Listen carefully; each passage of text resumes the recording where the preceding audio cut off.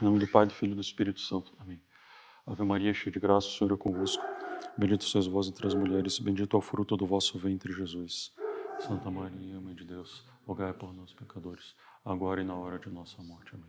Maria, auxílio dos cristãos, Nossa Senhora das Dores, São José, São Francisco de Sales. Do Pai, do Filho e do Espírito Santo. Amém. Bom dia a todos, salve Maria. Vamos continuar a nossa saga aqui da vida de São Vicente e São Vicente Paulo. A gente tinha terminado na conferência passada falando sobre, começando a falar, né, sobre a ação tão importante, tão fundamental que São Vicente Paulo teve na formação do clero. E vimos já um pouco desse trabalho que ele fez,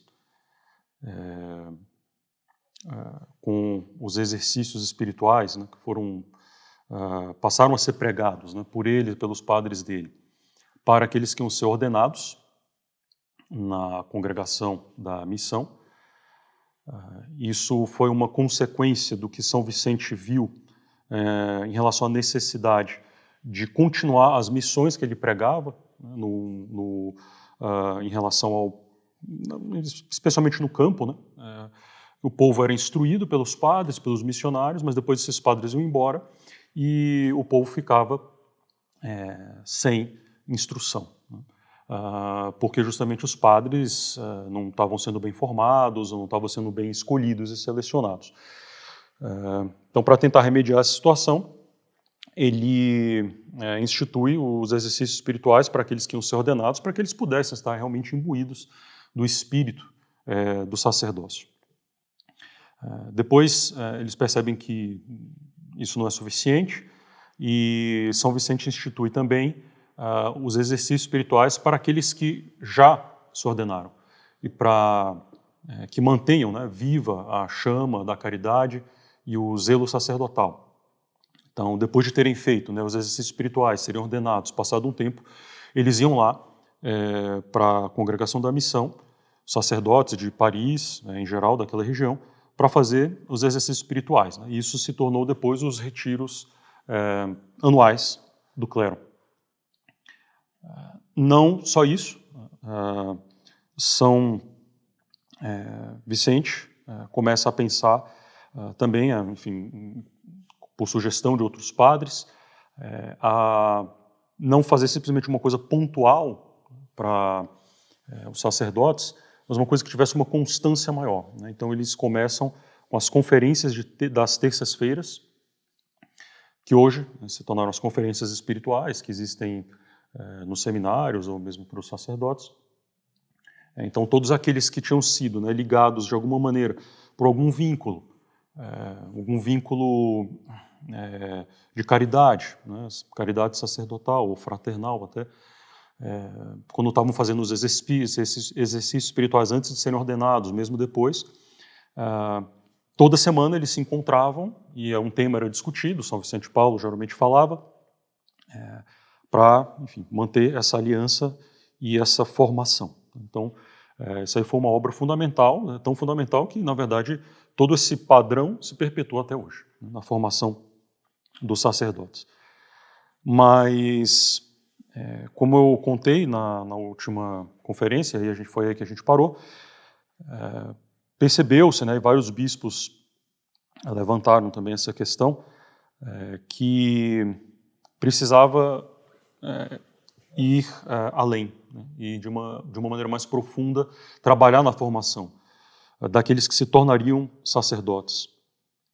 Porque aqui grande parte do trabalho estava sendo dedicado para depois da ordenação. Nos exercícios anuais, nos retiros anuais, nas conferências das terças-feiras, mas precisava fazer um trabalho para melhorar a própria formação, antes que se tornassem padres. Então coube a São Vicente, entre outros, eu vou contar um pouco essa história porque é muito importante, coube a São Vicente e a outros padres também, esse trabalho de instituir os seminários na França, de tal maneira que ele é chamado de fundador, né, dos seminários, não que ele tenha sido de fato a primeira pessoa a pensar ou mesmo a estabelecer, né, um seminário, mas foi com base nas ideias dele, na organização dele, que o seminário realmente se disseminou e virou um modelo, né, para todos os outros, né. Geralmente se coloca Carlos Borromeu, né, como aquele que primeiro aplicou o decreto, né, do Concílio de Trento em relação à instituição dos seminários, mas a obra de São Carlos ficou realmente restrita, né. Basicamente, assim, a Diocese de Milão, na Itália inteira, continuou mais ou menos a mesma coisa como já vinha antes, né. E no caso de São Vicente, a obra dele realmente conseguiu espalhar os seminários e o modelo de seminários para a França e para o mundo. Mas antes de contar essa história sobre os seminários, vale a pena uma reflexão anterior, né, uma pequena digressão, mas que eu acho que tem seu valor, em relação à própria educação, né, que a igreja sempre foi muito zelosa, né, muito cuidadosa em relação à educação, à instrução, né, ao cultivo das ciências, de uma maneira geral. E é uma ideia relativamente moderna, né, a ideia de que existe pelo menos disseminado, né, mais modernamente, de que existe um conflito entre a ciência e a religião, né? E aqui religião, estou entendendo a religião católica, né, a única religião verdadeira, de que existe realmente um conflito, né, o que é falso.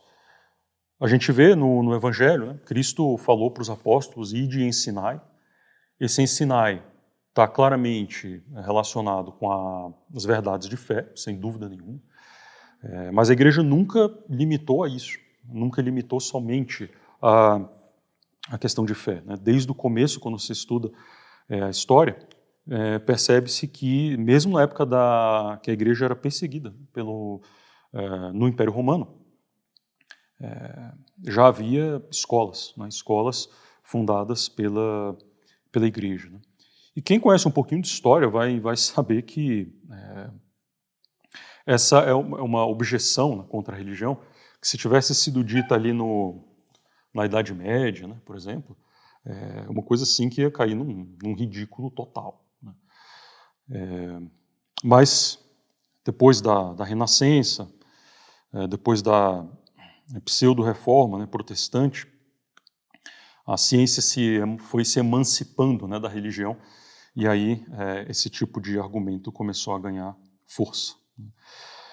E então, como enfim, os doutrinadores ou mesmo os historiadores, né, que tratam desse tema, né, costumam mostrar, é um argumento que se destrói facilmente, né, esse argumento da incompatibilidade, essa objeção da incompatibilidade da ciência com a religião. Se você olha grandes cientistas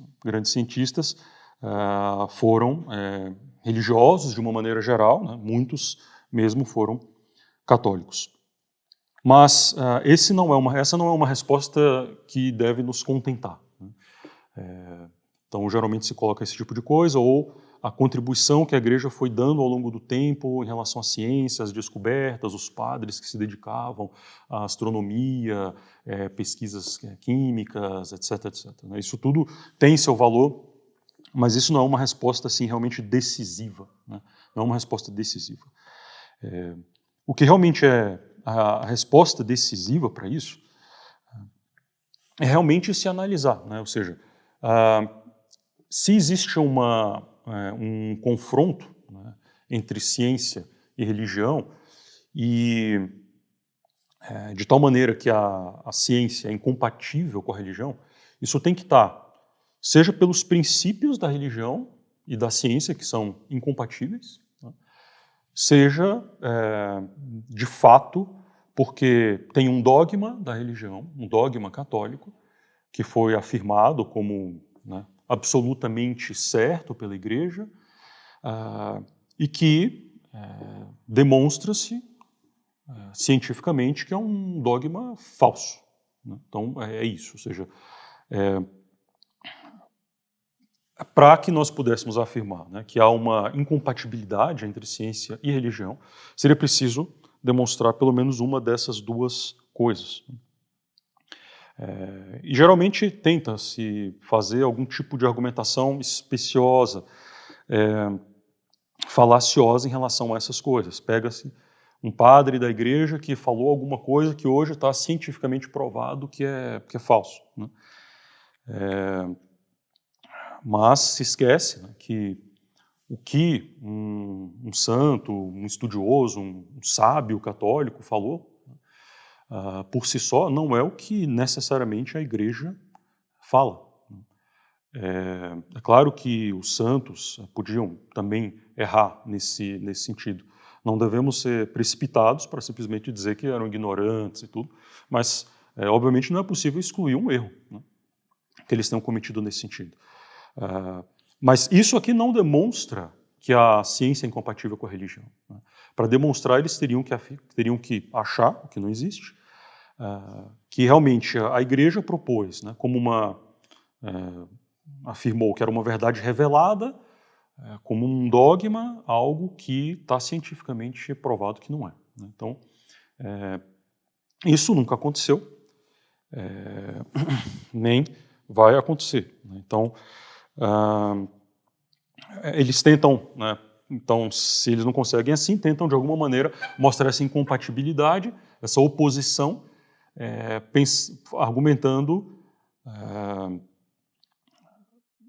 no sentido, vamos dizer assim, no princípio, né? Ou seja, é incompatível por princípio porque a ciência ela trata de aplicar um método com liberdade, com crítica, que você pode criticar todas as coisas, eu não tenho premissa nenhuma, e a religião parte de um outro método, o método da autoridade, não da livre investigação, que é o método da ciência. Bom, uma diferença de método de investigação também não quer dizer, né, que são opostos, né? Na verdade, a oposição está num dogma não confessado, né, de muitos desses cientistas. Esse dogma é o de que não existe o sobrenatural, né, de que não existe o espiritual. Então, eles partem, na verdade, de um a priori, né, de uma constatação que eles admitem sem provar, porque nós podemos provar pela razão, né, que existem substâncias espirituais, né, como a alma humana. Então, eles partem dessa premissa, né, sem afirmá-la, para querer dizer que são duas coisas incompatíveis, no final das contas, né? Enfim, esse daria todo um estudo muito, muito interessante e profundo, né, de maneira que seria possível, né, desmascarar todos esses argumentos falaciosos. E interessante que muitos dos argumentos, né, que se davam no final do século XIX, começo do XX, contra a religião em termos de incompatibilidade com a ciência, foram posteriormente demolidos, né? Tinham alguns historiadores, né, da ciência, né, naquela época, que espalharam muitas mentiras que terminaram pegando muito e entrando, né, na imaginação realmente das pessoas, né? A questão lá da Terra plana, e que todo mundo na Idade Média acreditava que a Terra era plana, né? Um grande mito, né? Tem livros, historiadores modernos, que não são católicos, não sei nem se são religiosos, mostrando como isso é um daqueles... uma fake news avant la lettre, né? Realmente uma mentira tremenda. E as historinhas lá, os bispos queriam impedir Colombo de viajar, porque ele ia cair lá num buraco, né? Porque a Terra era plana, né? Tudo mentira, né? Enfim, podia ter uma pessoa que acreditava que a Terra era plana, um bispo lá, podia até ter, mas enfim, não era... na conclusão que eles chegam, assim, que depois, desde os gregos, na verdade, né, a esfericidade da Terra nunca foi colocada em dúvida no Ocidente, de uma maneira geral, né? Uma outra pessoa sempre tem, mas de uma maneira geral, assim, pelas pessoas minimamente importantes e que tiveram algum efeito e consequência na vida intelectual das pessoas, ninguém. Bom, então, eles não conseguem demonstrar nem que por princípio é incompatível, nem que, de fato, a Igreja tenha afirmado alguma coisa, né, como revelada, como um dogma, infalivelmente, que seja, que se possa contradizer, né, com dados da verdadeira ciência. Então, claramente não há, né, essa incompatibilidade. Né? A compatibilidade é afirmada pelo Concílio Vaticano I, né, sempre foi afirmada pela Igreja. Então, os doutores da Igreja, né, estão aí para provar. E a própria história, né, a história da Igreja, e seu papel na educação. Até peguei uma citação aqui de um protestante, um historiador protestante, que estava falando aqui sobre a Universidade de Paris. Então, uma universidade muito importante na Idade Média até hoje. E ele vai falar, né, que a Universidade de Paris, porque muitos quiseram argumentar que não, as universidades não foram obras da Igreja, né, na verdade foram já assim, a razão tentando se emancipar do domínio eclesiástico. Né. E esse historiador protestante, né, vai falar o seguinte: a universidade é uma irmandade, a Universidade de Paris, né, composta quase inteiramente de clérigos. Mestres e estudantes usam a tonsura. Como um todo, eles constituem como que um órgão da Igreja. Dizer que a fundação das universidades foi um dos sinais característicos de uma emancipação do espírito da esfera religiosa e que o principal objetivo do movimento universitário era substituir as escolas clericais dos capítulos e abardias por corporações imbuídas do espírito secular é cometer o mais grave erro. As universidades são associações eclesiásticas organizadas religiosamente, né, de uma maneira religiosa. Então, tem aquela frase, né, atribuída ao cardeal Newman, que ser profundo, conhecer profundamente a história é deixar de ser protestante. Quando você conhece a história, você vê que a revolta, né, protestante foi uma coisa absurda, né, originada de paixões e busca por poder. Né. E a mesma coisa a gente pode dizer, né, da questão aqui da acusação de que a Igreja era contra a razão e procurou manter as pessoas no obscurantismo na Idade Média, sem ensinar nada e mantendo o conhecimento para si. Né? Você estuda um pouquinho a história, você já vê que a pessoa que fala isso realmente não sabe nada. Né? Realmente não sabe nada. Então, o pessoal gosta de falar, né? A oposição entre a sacristia e a escola. Bom, o fato é que a escola, né, como a conhecemos hoje, surgiu da sacristia. Enfim, a Igreja não poderia se negar, né, a educar as pessoas, porque, na verdade, a inteligência, enfim, o cultivo da inteligência, vamos dizer assim, né, feito aqui pela educação, está na base do ato de fé. Está na base do ato de fé. A Igreja entende, e isso então os teólogos vão colocar, né, a Igreja entende que a fé é uma adesão da inteligência movida pela vontade sob a ação iluminadora, né, e inspiradora da graça. Né. Então, a fé é uma adesão da inteligência que é inspirada, né, iluminada pela graça, e é movida também pela vontade, e é uma adesão a uma verdade revelada por Deus por causa do testemunho de Deus. Né? Então, pela autoridade de Deus, não é porque eu entendi, não é porque eu compreendi o mistério da Santíssima Trindade que eu vou aderir a ele. Né? Nós aderimos a essas verdades por causa do testemunho de Deus, por causa da autoridade de Deus. Né? Isso tem que estar sempre muito claro, né, para o católico. Mas como é que eu posso aderir, né, a uma verdade que não é evidente para mim? Então, obviamente, né, nós somos movidos, inspirados pela graça de Deus. Então quer dizer que a fé é um ato irracional? Não. E aí é que entra o ponto que eu quero mencionar. São Paulo já colocava, né, em uma das suas epístolas, né, ele falava que os cristãos deveriam prestar, né, um rationabile obsequium. Né, então, uma expressão não muito fácil de ser traduzida, mas talvez a gente pudesse dizer um culto racional, né, de alguma maneira assim. O fato é que a igreja sempre considerou que os católicos deveriam investigar o motivo de credibilidade. Né? Ou seja, por que nós devemos aderir? Né? Quais são os motivos que nós devemos aderir a essa verdade ou não? Né? Então, São Tomás vai colocar que nós não iríamos crer se nós não víssemos que devemos crer. Então a gente tem que ver que a gente tem que crer. É todo esse o trabalho da apologética e da própria filosofia.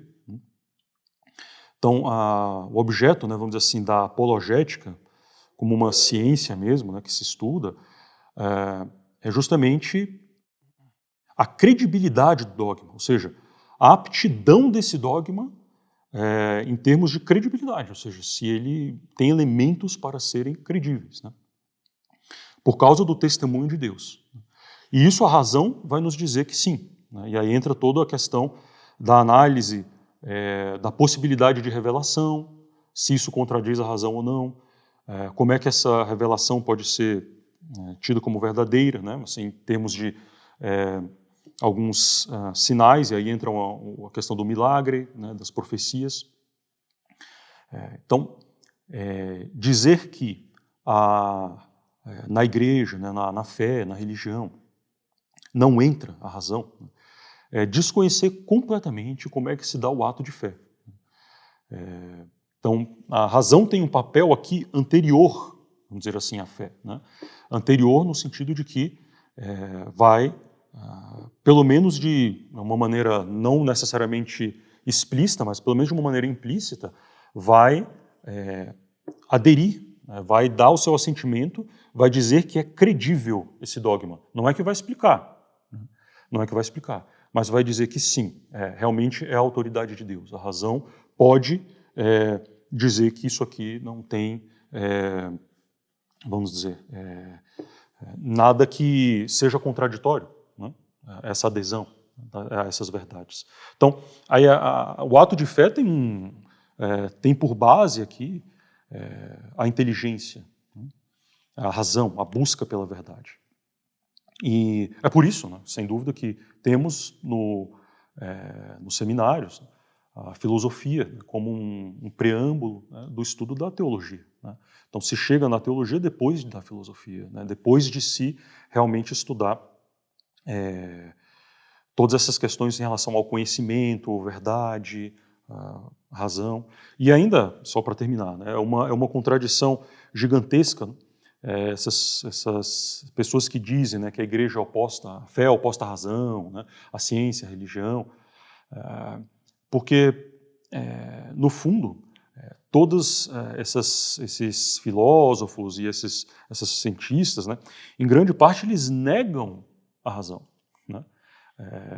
Então, eles vão dizer que a verdade, a inteligência, na verdade, não pode conhecer as coisas, de fato. Né? A igreja que exalta a razão nesse sentido, colocando-a no seu devido lugar, né? Que a razão, a inteligência pode sim conhecer a verdade. Né? Então essas pessoas querem dizer que a fé é contra a razão, na verdade elas estão denegrindo a razão. Né? Essa é a conclusão disso tudo. Né? A igreja que vê o homem na sua integridade, né? Dá o devido valor aos sentidos do homem, às suas emoções. Então a igreja vai dizer que não há nós não temos nenhuma ideia que antes não tenha passado pelos nossos sentidos, né? Dando um valor tremendo para os nossos sentidos. Mas não só para os sentidos, né? Para as emoções, para a inteligência, para a vontade e para a alma, para a fé. Então a igreja que realmente vê o todo. Então, se você pega esses filósofos que são a base, né, de um ceticismo e de uma oposição entre fé e razão, eles vão negar a capacidade da razão de realmente conhecer a verdade. Isso aqui é o interessante. Então, eles entram numa contradição bastante grande. Vão dizer que a gente só conhece a aparência das coisas, não conhece a essência. Vão dizer que, na verdade, eu tenho uma ideia de árvore, foi Deus que colocou essa ideia de árvore na minha cabeça. O Berkeley. Que a árvore, na verdade, não está lá. Outros vão dizer que a ideia que Deus colocou na minha cabeça é que cria a árvore. E começa cada loucura. Enfim. Então, os seminários entram, claro, nesse contexto. No contexto de educação, né? Que é papel de educação que a igreja sempre teve, mas aqui, obviamente, na educação para formação do clero. E os seminários, né, como eu cheguei a comentar, acho que na vez passada, a maneira como eles existem hoje é de criação tardia. Né? Então, no começo da igreja não tinha, né, exatamente esse tipo de estrutura. Né? Obviamente, São Paulo já falava, né, para os bispos, para Timóteo, né, na carta a Timóteo, que ele não devia impor as mãos levianamente a nenhum homem. Então, ou seja, que ele não deveria ordenar ninguém sem realmente fazer uma seleção, né, sem realmente averiguar se a pessoa tinha preparo e formação. Então, obviamente, a questão do treinamento do clero, da formação, sempre teve uma importância. Mas antes de Santo Agostinho, a gente não vê assim uma instituição que esteja ligada ou formalmente dedicada a isso. Com Santo Agostinho, a gente vê que ele mantinha na sua própria casa, né, vamos dizer assim, em Domo Ecclesia, uns padres, né, e possivelmente, né, diáconos também, o clero, aqueles que tinham sido tonsurados ou já tinham recebido alguma ordem, para que levassem assim, uma vida comunitária e uns fossem aprendendo com os outros. E esse sistema de Santo Agostinho terminou se espalhando para outros lugares, para a Itália, no sul lá da França, na Gália. Alguns concílios começaram a recomendar o treinamento dos jovens para receberem, né, as ordens sagradas, e começaram a se espalhar alguns centros, né, de formação, e foram surgindo escolas episcopais. Escolas episcopais estão nos capítulos, né, nas sedes dos bispados, alguns mestres, alguns padres com mais conhecimento e mais preparação começaram a dar formação para as pessoas que iam ser ordenadas. Alguns desses começaram a se tornar, a ficar famosos e a atrair cada vez mais gente, mais pessoas de longe. E isso foi, vamos dizer assim, a origem remota das universidades, né? Ou seja, grandes mestres que começaram a reunir alunos e começaram a atrair cada vez mais alunos e começaram a se destacar. Esses alunos que eram formados também passavam a dar aula junto com esse mestre, e a coisa começou a crescer. Mas o seminário, como a gente realmente conhece, hoje teve origem no século XVI, né, no Concílio de Trento. E quando o concílio se reuniu, com o objetivo explícito, né, de extirpar a heresia e reformar a moral, ele decretou que uma das providências, né, a serem tomadas para isso era que em todas as catedrais deveria ser ensinada gramática e as Sagradas Escrituras para os clérigos e também para os estudantes pobres. Logo depois ele foi interrompido por uma série de problemas que teve. Santo Inácio, nesse meio tempo, estabeleceu o colégio germânico para treinamento dos sacerdotes para ir para a região ali da atual Alemanha. E, bom, logo depois realmente teve um decreto no Concílio de Trento, quando ele se reuniu novamente, e na sua essência, né, o Concílio de Trento disse que toda diocese era obrigada a sustentar, educar na piedade e treinar na disciplina eclesiástica um certo número de jovens, em um colégio a ser escolhido pelo bispo para esse fim. Nessas instituições devem ser recebidos meninos com pelo menos 12 anos de idade, que saibam ler e escrever razoavelmente e que, por sua disposição, deem esperança de que perseverarão no serviço da igreja. Os filhos dos pobres devem ser preferidos. Além dos elementos de uma educação liberal, já vou falar sobre isso, os estudantes devem receber conhecimento, né, enfim, em relação ao ofício que eles vão desempenhar. Né? Então, que os capacite a pregar, conduzir o culto divino, administrar os sacramentos. Essa educação liberal, eu faço só essa observação porque pode dar a entender uma coisa errada, né? Não é no sentido do liberalismo moderno, é óbvio. Né? Se chamavam aqui as artes liberais, né? A arte é a reta razão no fazer. Né? A arte é a reta razão no fazer. Então, quem tem uma arte, a arte da pintura, a arte da música, né? Essa pessoa tem na cabeça dela as regras de como se faz bem uma coisa. Então, essa é a arte. Né? Então, o estudo aqui das artes liberais, né, chamada de liberais, porque eram as disciplinas que estudavam os homens livres, né? Justamente porque não tinha objetivo de desempenhar um ofício lucrativo. Né? Então, não era para aprender a mexer num cano para eu consertar um cano e ganhar dinheiro com isso, não era isso. Né? Então, é por isso que ela tem esse nome de liberal, né? Porque era então dos homens livres e não dos servos. Né? Na Idade Média não tinha os escravos. Né? Então, não era uma arte, um estudo servil, uma ocupação servil, mas era uma arte liberal no sentido de que era para ensinar um homem livre. Então não tinha um objetivo econômico imediato. Então era a busca da ciência, né? Busca aqui então era uma combinação, na verdade, de filosofia e teologia. Todo mundo conhece, né? Então não vou entrar em relação, não vou entrar nesse tema, né? O trivium, né? E o quadrivium. Então estudava-se gramática, retórica e dialética, esse era o trivium, essa era a base. Trivium, né, vem na junção aqui de duas palavras, né, 3 vias, né, 3 caminhos.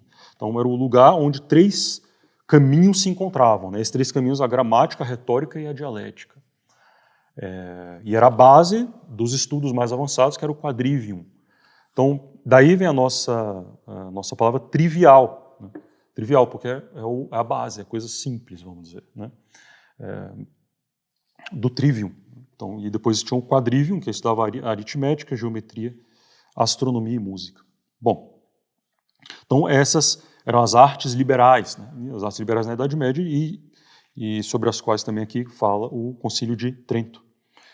Bom, os padres do Concílio de Trento entenderam tanto a importância desse decreto que, quando terminaram, né, de votá-lo, eles se felicitaram muito entre si. E realmente vários falaram assim que se não tivessem feito mais nada, só esse decreto já teria valido a pena o concílio. Só por esse decreto já teria valido a pena o Concílio de Trento. Bom, então o Concílio de Trento falou que tinha que ter seminário nas dioceses. Falou uma questão aqui que eu não comentei sobre renda, né, dos seminários. Parecia então uma coisa simples de ser feita. Mas na verdade, foi uma coisa extremamente difícil. Né? E praticamente 100 anos depois é que realmente ele foi implantado na França. Vários outros, né, fora da França, mesmo na Itália, tentaram, né, estabelecer e não conseguiram. Como já falei, né, São Carlos Borromeu conseguiu estabelecer, mas ficou realmente uma instituição assim, fechada, né, para a Diocese de Milão. O bispo, se eu não me engano, o venerável, enfim, o beato, Bartolomeu dos Mártires, de Braga, também estabeleceu um seminário, mas, de novo, ficou por isso. São Francisco de Sales queria estabelecer um seminário e não conseguiu. Mas tem uma história que é falsa em relação a São Francisco de Sales. E essa história é que ele só teria pensado em criar a visitação depois dele ter passado, não sei quantos anos aí da vida dele, querendo formar padres, né, ou fazer talvez uma congregação para isso, enfim, criar um seminário e não conseguiu. E aí ele fala, eu passei 17 anos tentando formar uns padres bons e eu só consegui formar 1,5. Essa é uma frase atribuída a São Francisco de Sales. E provavelmente é falso essa frase. Porque não é verdade, né, que ele só realmente conseguiu formar 1,5. Né, obviamente ele formou o clero da sua diocese. E existem artigos, né, eu até dei uma olhada, falando sobre como é que era a formação que São Francisco de Sales dava na sua diocese. Mas, enfim, o fato é que ele também não conseguiu formar e ele tinha, na verdade, uma esperança que o cardeal Berulli, que é o que vamos falar agora, iria fazer essa instituição. Então, existia uma dificuldade gigantesca. Sempre que se tentava começar a fazer um seminário, a coisa fracassava, então foram feitas várias tentativas, né? Em Rouen, Bordeaux, Reims, Tours, cidades da França, várias tentativas foram feitas para se fazer um seminário, daqui a pouco era fechado ou era transformado simplesmente num lugar como se fosse uma universidade, uma faculdade. De tal maneira que começou assim, quase que dominar entre os espíritos, né, dos católicos, né, que era uma coisa impossível, que não ia dar, né, para fazer seminário. Que era um decreto do Conselho de Trento, disciplinar, mas que não seria possível executar. E, além disso, né, tinha uma oposição grande das universidades.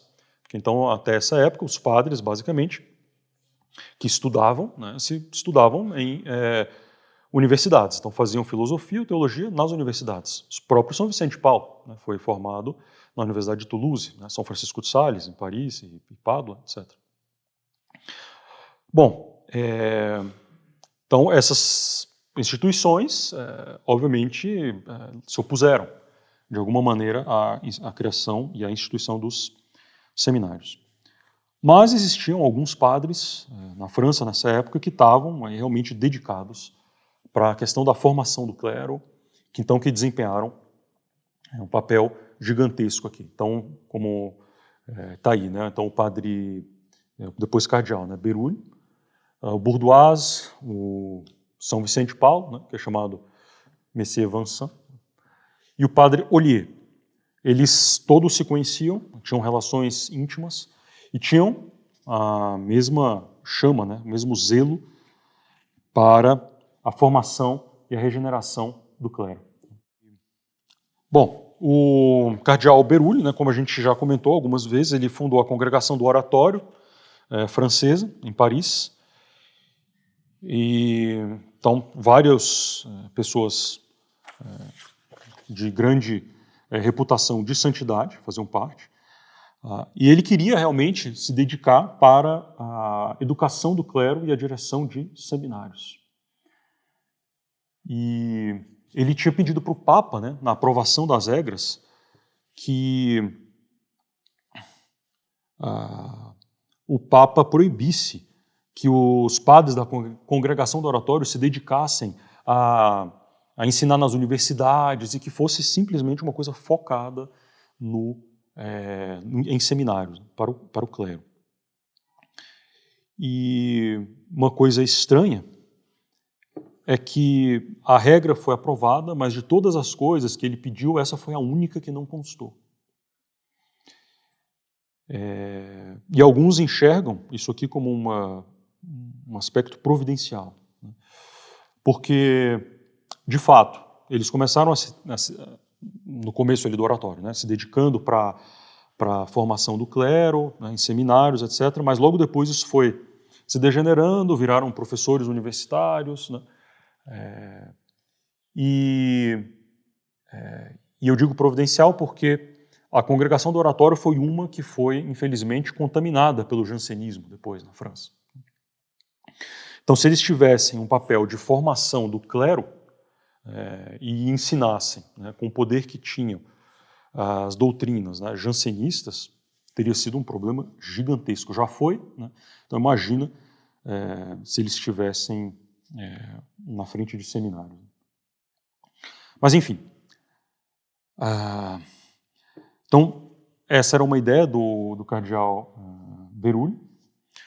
Tinha outros aqui, né? Então o padre Bourdoise, então padre que tinha grande relação aqui com São Vicente de Paulo,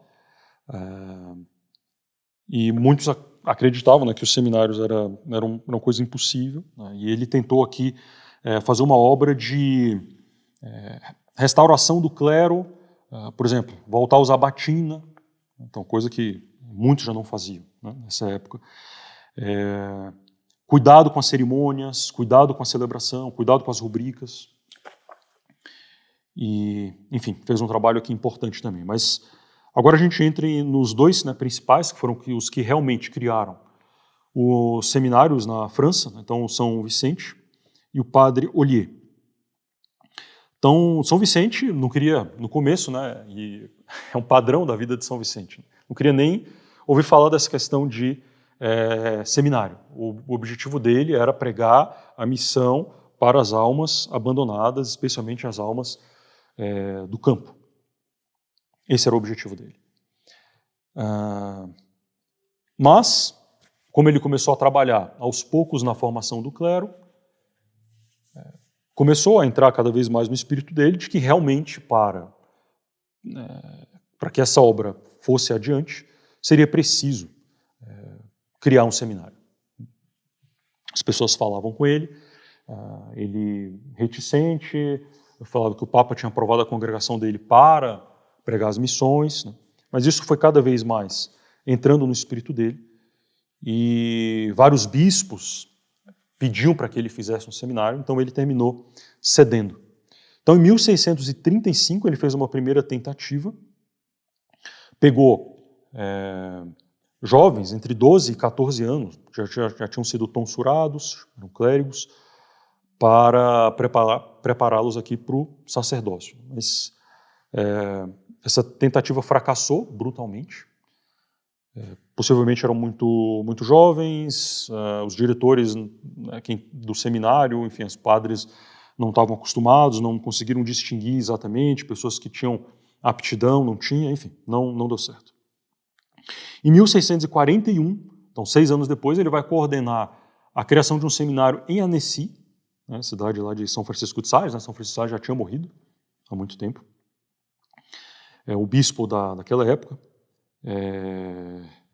Dom Guérin, chamou São Vicente de Paulo e ele estabelece lá um seminário, mas pega pessoas um pouquinho mais velhas. Então, já estava mais próximo do que seria, mas também não deu certo, né? O seminário foi fechado. E até que em 1642, São Vicente pensou que tinha percebido a razão, né, das falhas anteriores, estava misturando muita gente nova com gente já mais formada e dava uma formação só, então ficava uma coisa que não era agradável e atraente. Então ele resolveu separar. Ele pegou os mais novos e colocou lá naquela casa que a gente já viu, foi a primeira que ele teve da congregação da missão, Bons Enfants. Então ele colocou esses mais jovens lá e colocou os que já tinham estudado um pouco mais, uns um pouquinho mais velhos, lá em São Lázaro, que foi a segunda casa que ele pegou. E aí Então ele fez essa separação que, na verdade, criou a separação que existia até pouquíssimo tempo atrás, entre seminário maior e seminário menor. Então, isso a gente também deve a São Vicente. Então, enquanto São Vicente, né, daqui mais ou menos desde 1635 até 1642, foi lentamente, né, fazendo vários ensaios e tentativas, conseguiu chegar, enquanto São Vicente conseguiu chegar aqui enfim, a fórmula correta, né, do seminário, tinha um outro padre, chamado Padre Ollier, que também estava trabalhando com a mesma visão. Então, esse Padre Ollier foi um dos homens mais privilegiados por Deus. Ele foi abençoado por São Francisco de Sales na sua infância. Foi formado, na verdade, por São Vicente de Paulo e foi preparado por São Vicente de Paulo para receber as ordens sagradas. Ele fez o retiro, né, dos ordenandos, aqueles que iam ser ordenados lá na Congregação da Missão. Muito possivelmente foi ele que falou para São Vicente de Paulo e deu a ideia para São Vicente de Paulo de fazer aquelas conferências das terças-feiras. E foi dirigido por um outro padre, chamado Padre de Condren, que mostrou para ele exatamente qual era a vocação dele, que era essa questão dos seminários. E ele vai então criar Saint-Sulpice, que vai também dar muitos padres bons, inclusive, como eu comentei, São Luís de Montfort. Bom, só uma pequena curiosidade, né, sobre o Padre Ollier. Ele encontrou, né, ele tinha uma devoção muito grande por São Francisco de Sales. Né? E ele conta na história, né, de vida que ele escreveu, uma espécie de autobiografia, como é que foi que ele encontrou São Francisco de Sales. Então, uma história agradável, vale a pena conhecer. Ele vai dizer que, quando ele era criança, ele nasceu em 1608 em Paris. Né? São Francisco de Sales morreu em 1622. Ele vai dizer que quando ele era criança, ele era muito estabanado, muito bagunceiro, muito mesmo. Assim. Ele vai dizer assim: a minha mãe várias vezes me disse, né, que era para eu ter morrido já várias vezes, e se não fosse um socorro particular de Deus. Tinha um humor muito violento, né, e eu não olhava para nada, eu batia em tudo, caía, né, rolava do alto das montanhas, me feria, me machucava o tempo inteiro. Uma vez estava andando, caí e embaixo de uma roda de uma carruagem queria me atropelar, mas que parou assim no segundo, senão eu teria sido esmagado. Ele vai dizer que teve uma vez que ele estava perseguindo um passarinho. Ele estava perseguindo um passarinho quando era criança, e o passarinho foi e voou para o telhado da casa. Ele foi lá e foi para o telhado, subiu no telhado da casa. Aí o passarinho foi e voou para o telhado da casa da frente. Ele foi lá e pulou para a casa da frente. E ele disse que quando ele se lembra disso, ele treme, né, em pensar que realmente ele podia ter morrido, porque foi uma coisa completamente insana. Né? Ele tinha, né, sido destinado, né, o costume das famílias na época, tinha sido destinado para seguir o estado eclesiástico. Mas os pais dele começaram a achar que talvez isso não fosse uma boa ideia, né, porque era uma pessoa que não estava demonstrando muita aptidão, né, aparentemente, para a carreira eclesiástica, né, para a contemplação, né, etc. E eles estavam em Lyon. Nessa época, o pai dele, né, que também se chamava Ollier, ele era intendente de finanças do rei, então, pessoa que é responsável por arrecadar impostos. Enfim, estava em Lyon, pessoa extremamente importante. O filho, né, que é o futuro Padre Ollier, estava num colégio lá dos jesuítas, né, enfim, nessa confusão toda. Acho que teve esse episódio aí do passarinho, e eles resolveram repensar. Né? Então os pais resolveram repensar, falando, acho que esse menino aí não vai dar para isso não. Né? Mas antes de tomarem a decisão, resolveram consultar um bispo que frequentava a cidade de Lyon. E esse bispo era São Francisco de Sales. São Francisco de Sales foi pregar várias vezes lá, tinha uma relação com o arcebispo lá de Lyon, e também tinha a visitação lá em Lyon. Inclusive vai ser em Lyon que São Francisco de Sales vai morrer. Enfim, se eu não me engano aqui foi 1617. Então ele devia contar ali com seus 9 anos, o Padre Ollier. Então a mãe resolve encontrar com São Francisco de Sales e leva, né, seus filhos, na verdade, para se encontrar lá com São Francisco de Sales e perguntar para ele. Né? Então ela se encontra com ele e fala, esse menino aí, esse bagunceiro que a gente queria colocar no seminário, mas eu acho que a gente está errado. Né? O que você acha? E ele... tá aqui. São Francisco de Sales, né? Tá aí ele, né, com a mãe, né, do Padre Ollier, os irmãos atrás e o pequeno Padre Ollier chorando ali, né? A mãe falando, né, um bagunceiro, desobediente e tal, tenho que brigar, tenho que gritar, enfim. E aí São Francisco de Sales fala, não, deixa eu pensar um pouco, deixa eu rezar. Aí passou alguns dias, simplesmente, e ele manda chamar de volta a mãe e falou, olha, é o seguinte, para dizer as palavras dele aqui. Só para pegar aqui porque eu quero...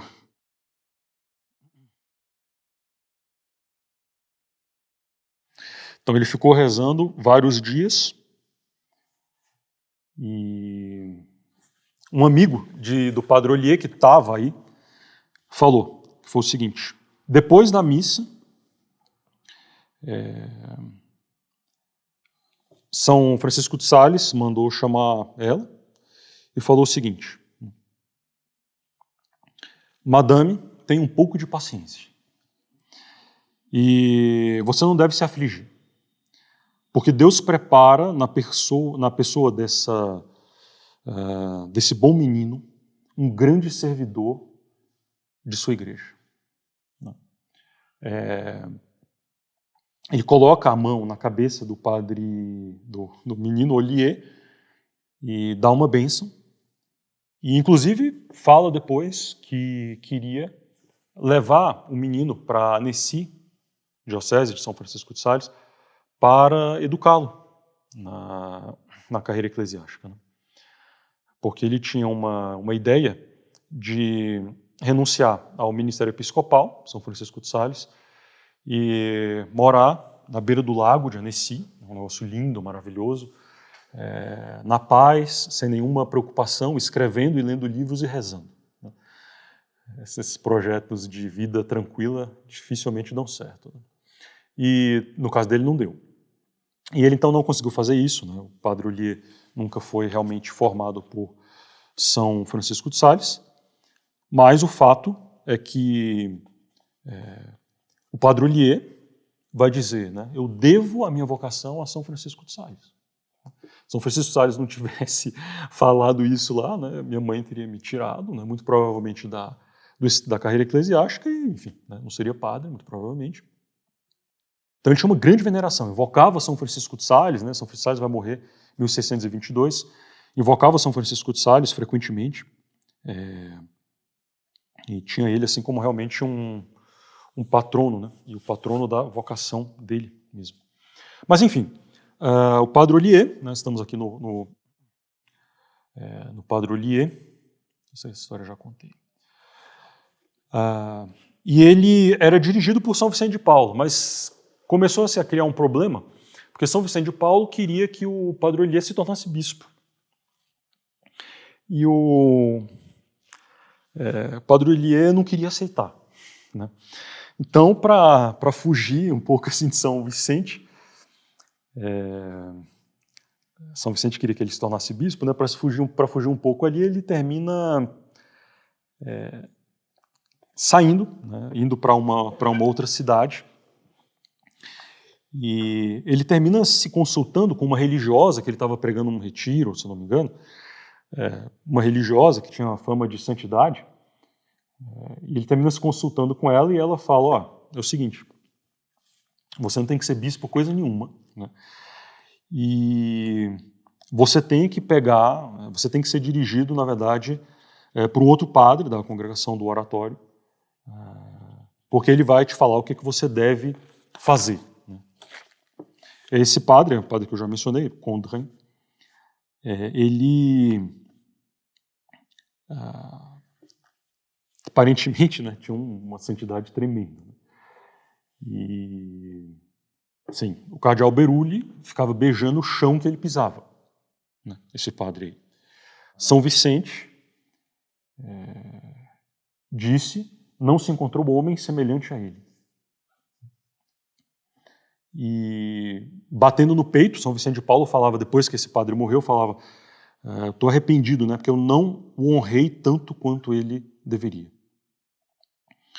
Santa Joana de Chantal dizia, se Deus deu para a igreja nosso santo fundador para instruir os homens, parece que ele deu o padre de Condren à igreja para instruir os anjos.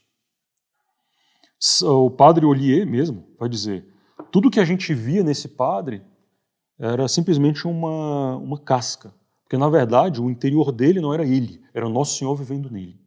Enfim, por aí, né, a gente vê que é um fulano tremendo.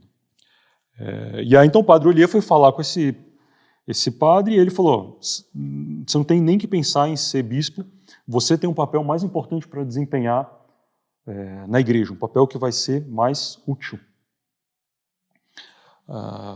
Enfim, ele foi conversando com algumas pessoas, terminou tendo uma morte extremamente prematura, mas terminou incutindo na cabeça do padre Ollier e de outros que eles tinham que fundar um seminário, e foi o que terminou então acontecendo. O padre Ollier fundou então o seminário de Saint-Sulpice, em Paris. De maneira que os dois basicamente fundaram o seminário na mesma época, nas mesmas, enfim, com as mesmas ideias que tinham, nas mesmas bases. Tem cartas de São Vicente dizendo que ele fundou o seminário antes de todo mundo. Tem cartas do padre Ollier dizendo que ele fundou, então às vezes achava que, né, tinha sido ele mesmo que tinha fundado. Obviamente não tinha nenhuma disputa, né, não tinha nenhuma vaidade, eu sou o primeiro, você é o segundo, né, obviamente não é isso, simplesmente achavam que tinha sido. A gente pode dizer que tem uma unidade moral, né, nessa fundação, né, entre eles, enfim. Então os dois é que realmente fundaram. Um seminário, né, não sei se vocês já pararam para pensar, qual a origem da palavra seminário. Seminário vem de semen, sêmenes, semente. Propriamente um viveiro, né, como se fosse um viveiro de plantas mesmo, no sentido, né, análogo, né, onde se guardam, né, sementes, se plantam algumas plantas em local apropriado para serem protegidas de, sei lá, temperatura, vento, que não permita que essas plantas cresçam e desenvolvam para depois elas serem transplantadas para outros lugares e aí sim, né, darem os seus frutos completos. Essa é a ideia de um seminário, né? Que aquelas almas sejam bem cuidadas, bem tratadas, bem formadas, ali naquele lugar, como uma semente para a planta, para que depois possa dar os seus devidos frutos. O objetivo do seminário, diferentemente das universidades que tinha na época, era a formação na ciência e na virtude. Então, as universidades davam uma ciência elevada, né, uma ciência teológica elevada. Mas o seminário não se propunha a isso, se propunha uma ciência mediana. Ciência mediana. Quem quisesse aperfeiçoar, prossegue seus estudos. Mas mais do que a ciência, precisava também da virtude. E além, né, disso, um caráter específico da ciência, não só uma ciência teológica, para permitir refutar os hereges, enfim, fazer disputas e progredir no sentido de um conhecimento mais aprofundado da doutrina católica, uma ciência também da parte do sacerdote, né, da sua vida do dia a dia, né, de como rezar de como administrar os sacramentos, rezar a missa, enfim, esse tipo de coisa. E São Vicente, né, terminou falando algumas dessas coisas. Então ele não queria que os padres dos seminários dessem aula em universidade, né? Queria que fossem pessoas realmente dedicadas ao seminário. Porque senão a pessoa queria perder muito tempo com sutilezas que têm sua importância, mas que o objetivo era outro, ele era formar os sacerdotes numa ciência, né, mediana, pelo menos, e na virtude. Eles sempre quiseram também que fossem sacerdotes não religiosos, ou seja, que realmente fizessem parte assim, do clero secular, vamos dizer assim. Ou seja, e aí o Bossuet coloca isso aqui de uma maneira muito, muito bonita, ou seja, que eles não tivessem, né, os professores, não tivessem um outro espírito que o espírito da igreja. Ou seja, as ordens religiosas, elas têm, né, tem um espírito específico, claro que é um espírito da igreja, né, mas um espírito mais geral. Então, o espírito específico não ter, né, ou seja, o espírito da igreja. Não ter outras regras a não ser os cânons do direito canônico. Não ter outros superiores que os bispos. Não ter outro bem que a caridade. Não ter outros votos do que o do batismo e do sacerdócio. Então, sacerdotes do clero secular para dirigir e tocar realmente os seminários. Enfim, essa foi então a criação dos seminários, né, que, bom, não preciso nem entrar mais em detalhes, foi obra de São Vicente na França, né, e se espalhou para o mundo inteiro, baseado no esquema que ele colocou, né, junto com o Padre Ollier. E aí a gente começa a entrar aqui num período muito importante, que é justamente o combate que São Vicente de Paulo vai travar com o jansenismo. Então a gente vê a importância aqui de São Vicente, né? Aquele padre humilde, né, que tinha o objetivo de estar pregando missões aos pobres e aos ignorantes, as almas que ninguém quer servir.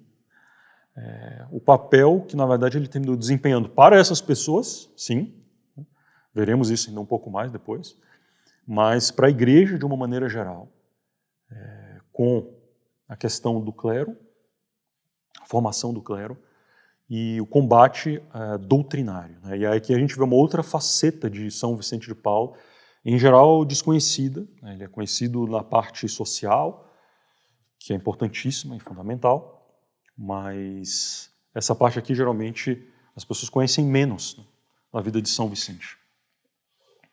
E é uma parte muito, muito importante.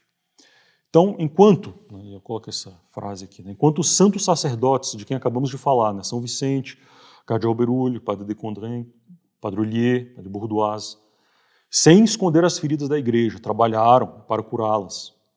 E que todos juntos, depois de ter fundado para este fim, né, os padres da missão, outro oratório, comunidade Saint Nicolas de Chardonnay, não mencionei aqui, o Saint-Sulpice, então reuniram-se nesta grande obra, né, seminários que fariam florescer novamente toda a ordem sacerdotal.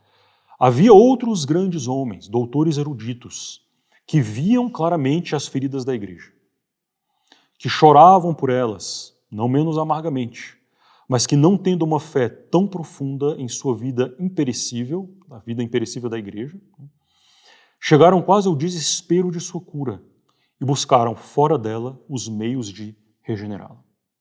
Então, esses são os hereges.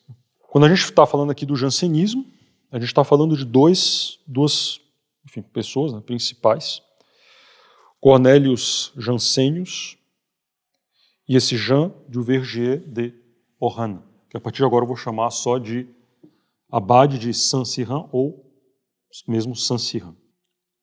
Ele realmente era abade, tá? Não sei quem vai assistir esse vídeo, né? Depois, enfim. Existe uma confusão tremenda em tradução, né? Porque padres que não são religiosos, nem abades, os chefes de abadias, né? De mosteiros, etc., são chamados em francês de abbé, que significa padre, pai. Então, existe uma confusão na hora de traduzir para o português, né, que muitos vêm abbé não sei o que, colocar abade não sei o que. Se eu não me engano, não tenho certeza total, mas acho que é, aquele tem um muito famoso, né, o abade, escreveu aquele coisa lá do Terceiro Estado, lá na Revolução Francesa, Sieyès, né, é traduzido como abade de Sieyès. Na verdade, eu acho que ele não era abade, era padre, né? Mas é abbé, né? Então, traduzem como abade, né? Então, eles vão criando, os tradutores brasileiros vão criando mosteiros e superiores de mosteiros sem fim, tá? Mas nesse caso ele era mesmo, tá? Não porque ele era religioso, mas porque ele tinha uma comenda de uma abadia, tá? Então, conhecido aqui como abade de Saint-Cyran. Então, essas duas pessoas, né? Esse Jansênio, né? Ele era da região de Flandres, né? No Flamengo. Nasceu em 1585 e o outro era francês mesmo. Eles se conheceram em Paris, estudando teologia, né? Vinham terminar aqui os estudos de teologia. E lá na Sorbonne, Universidade de Paris, eles se conheceram e ficaram bastante amigos. Muito inteligentes os dois, apaixonados por estudo. Um tinha um gosto mais ainda pronunciado pela erudição, o outro por uma erudição teológica, dogmática, o outro por uma parte mais moral. Os dois inclinados a uma certa piedade, mas de uma natureza muito melancólica, vendo tudo sob um prisma, através de um prisma muito, muito negro, muito escurecido. Então, um era mais teólogo, outro mais moralista. Um era muito sonhador, o Jansenius, né? O outro era mais intrigante, mais prático, o Saint-Cyran. Todos os dois autoritários, figuras razoavelmente imponentes pela austeridade que eles tinham.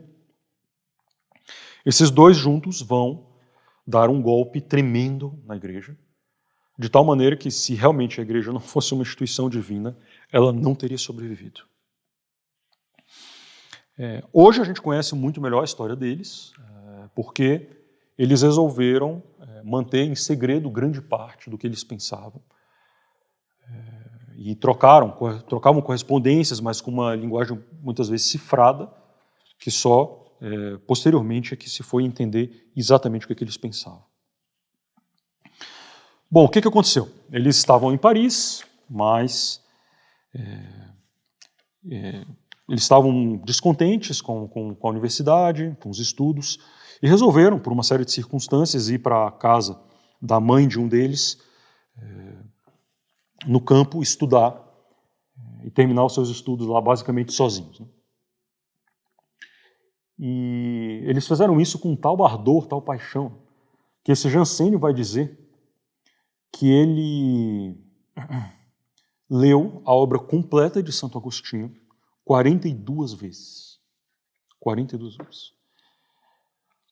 Com anotação, com, né, riscando, fazendo, enfim, né, toda sorte de estudo em relação a Santo Agostinho. A mãe, né, do Saint-Cyran, eles estavam na casa dela, estava até achando, vão morrer de estudar, literalmente. Só que eles faziam esses estudos sozinhos, sem direção nenhuma. Um espírito cheio de névoa, de visão errônea, né, das coisas. E eles terminam, depois se separando. Jansenho vai para a Universidade de Louvain, termina os estudos dele, o doutorado.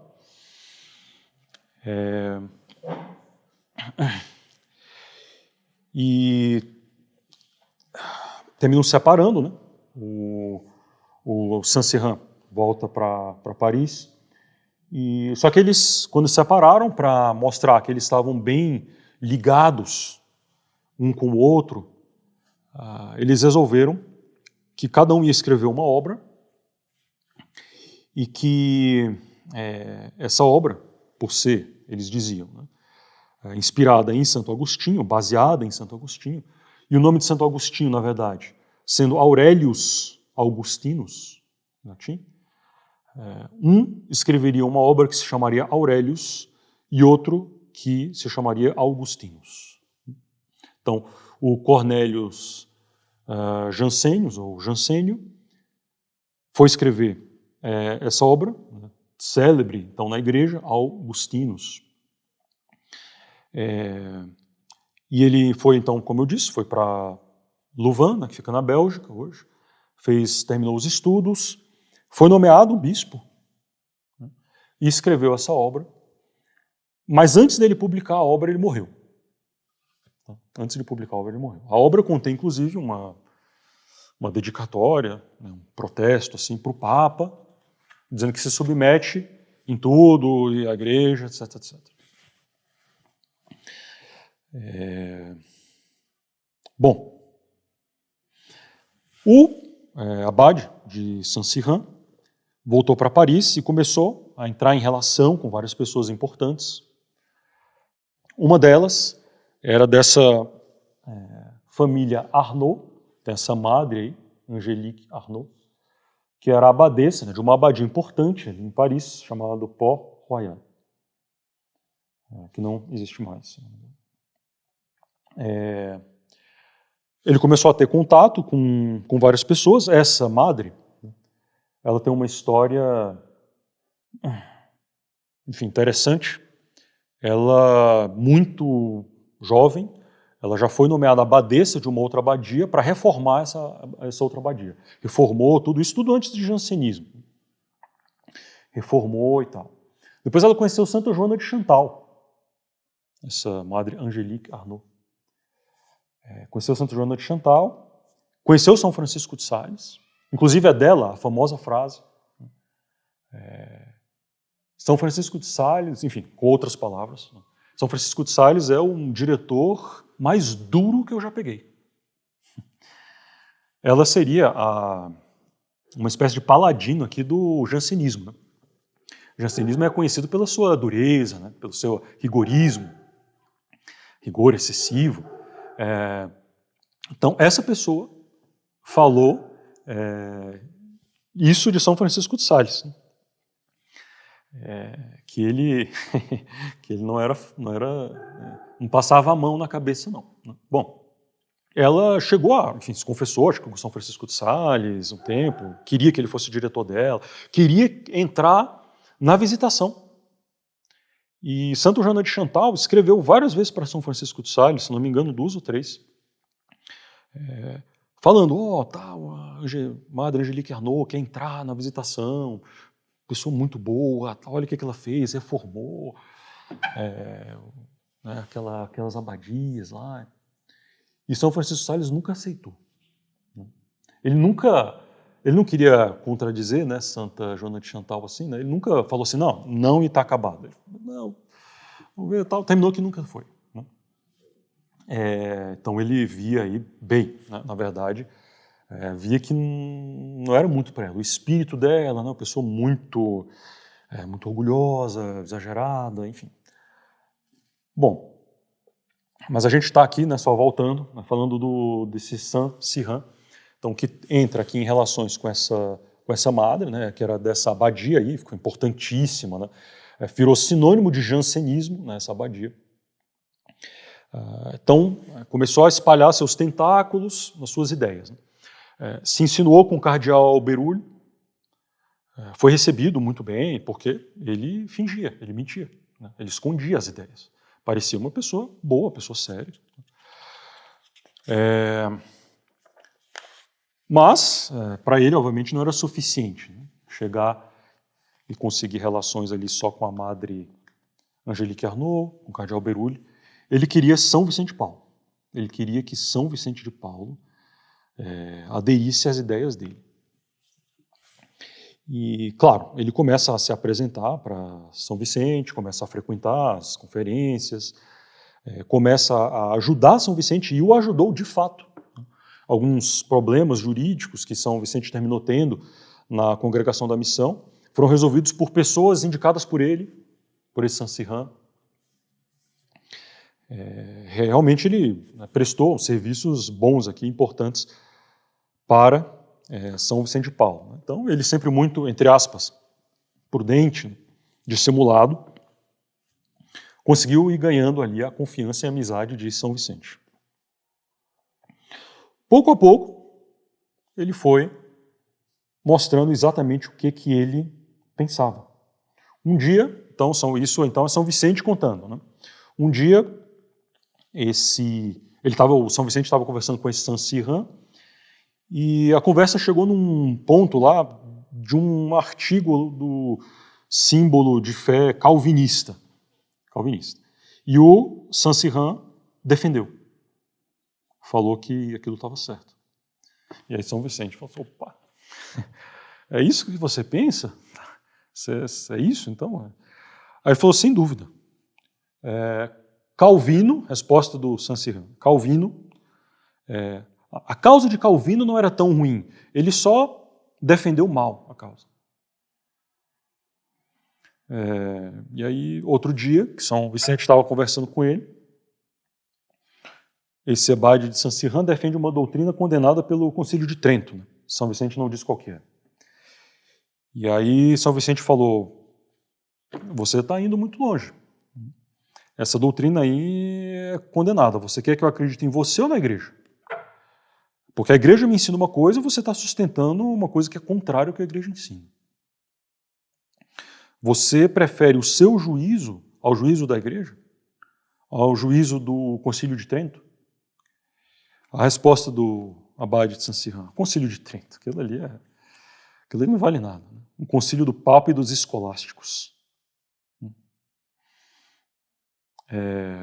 Bom, obviamente São Vicente de Paulo ficou extremamente preocupado com essas falas.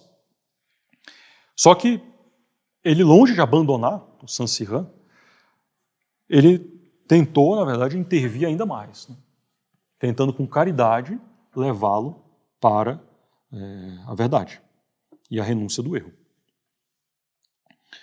Bom, então ele continuou a frequentar, a visitar. E um dia, São Vicente foi visitar o Saint-Cyran. Então São Vicente entra assim lá na sala dele, ele está lá lendo um livro assim. E São Vicente entra e ele nem olha. Ele está lá estudando. E aí, depois de um tempo, imóvel, assim, em silêncio, o Saint-Cyran se levanta e fala, Padre Vicente, sabe o que eu acabei de ler?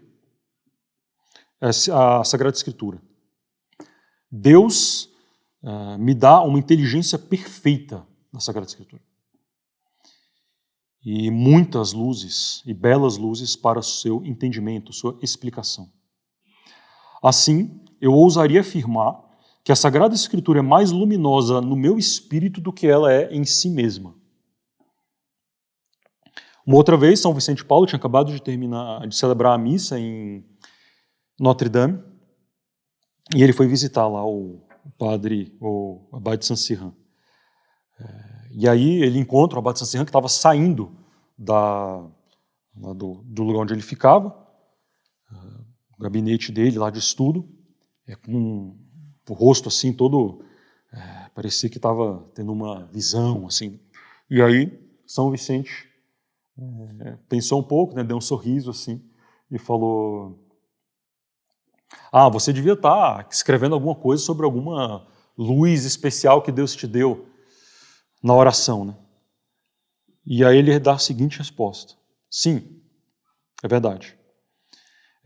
Eu vou te confessar que Deus me deu e me dá grandes luzes. Ele me fez conhecer que não existe mais a igreja. Aí São Vicente, não existe mais a igreja? Não existe mais a igreja. Deus me deu, me fez conhecer que há 5 ou 6 séculos não existe mais igreja. E aí São Vicente, mas então eu devo acreditar em você e não nas palavras de Nosso Senhor, que disse que ia edificar a igreja sobre a pedra, né, que é Pedro, e que as portas do inferno não prevaleceriam contra ela.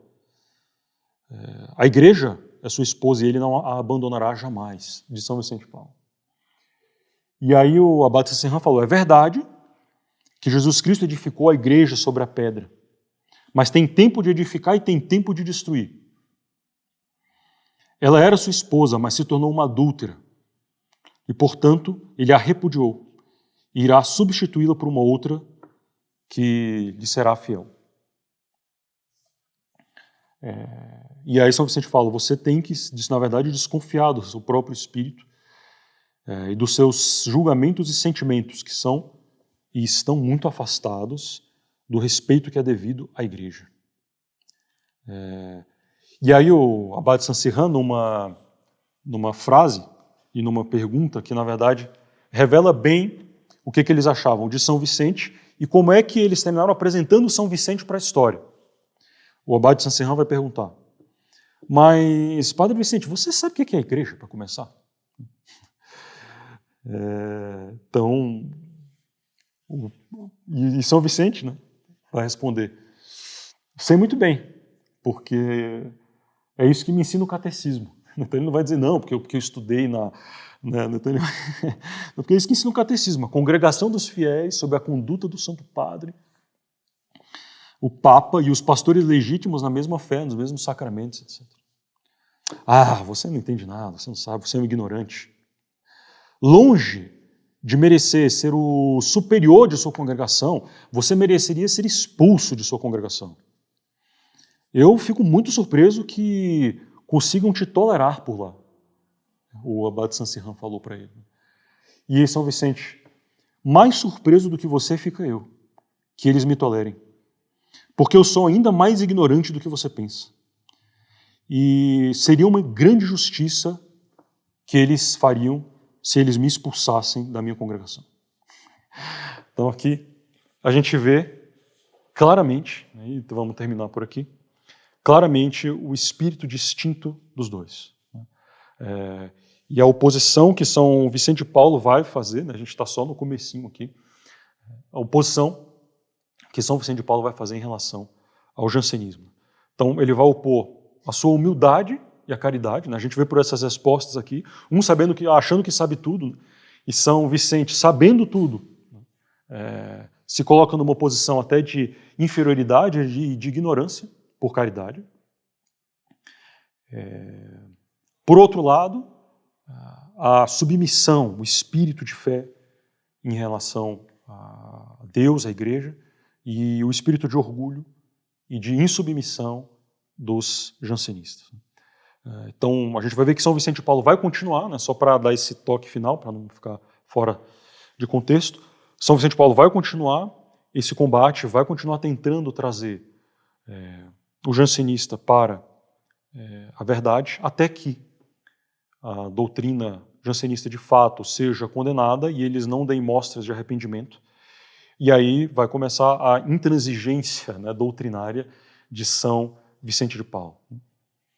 E ele vai agradecer muito a Deus. Ele vai agradecer muito a Deus por Deus ter preservado São Vicente, né, de todo o erro, de toda a heresia nessa época. Porque ele vai dizer, eu tive relações íntimas com essas pessoas. Essas pessoas frequentavam aqui, eu frequentava essas pessoas. E Deus me preservou. Sempre que elas começavam a falar alguma coisa que eu reputava que estava errada, eu recitava o credo. E assim Deus me preservou e manteve a minha fé no meio desses grandes problemas que a gente vai relatar nas conferências que vem. Bom, então vamos ter. No Pai, do Filho e do Espírito Santo. Amém. Ave Maria, cheia de graça, o Senhor é convosco. Bendita sois vós entre as mulheres, e bendito é o fruto do vosso ventre, Jesus.